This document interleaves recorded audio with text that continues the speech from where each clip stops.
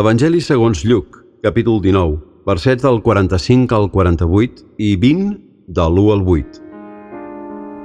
Autoritat de Jesús i Jesús expulsa els venedors del temple.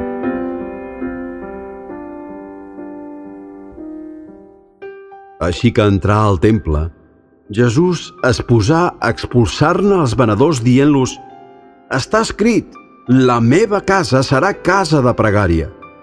Vosaltres, en canvi, n'heu fet una cova de lladres». Passava els dies ensenyant en el temple. Els grans sacerdots i els escribes cercaven d'eliminar-lo, com també els prohoms del poble. Però no trobaven la manera perquè tot el poble estava pendent de la seva paraula.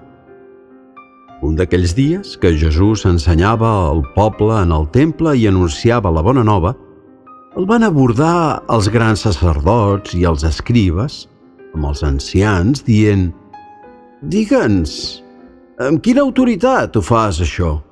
O, si vols, qui te l'ha donada, aquesta autorització?» Ell els replicà: «També jo tinc una pregunta a fer-vos, digueu-me.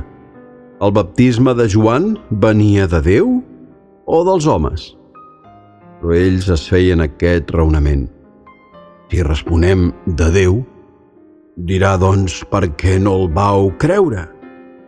Però si contestem dels homes, el poble en massa ens apedregarà convençut com està que Joan era un profeta». I així van respondre: «No ho sabem». «Doncs jo tampoc us dic amb quina autoritat faig això», els replicà Jesús.